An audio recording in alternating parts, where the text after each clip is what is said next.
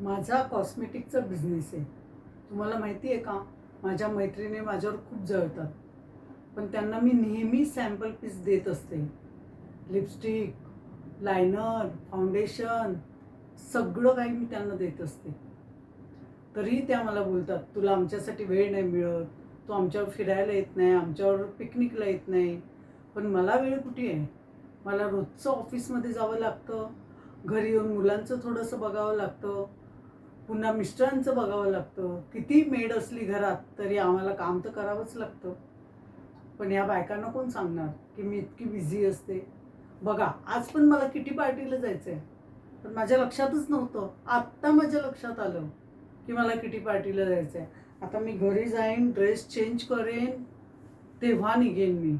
नाहीतर मग पुन्हा त्या बोलायला तयार होतील. बघा, आली बिझनेस वुमन. हिच्यासाठी आमच्यासाठी तर हिच्याकडे वेळच नसतो.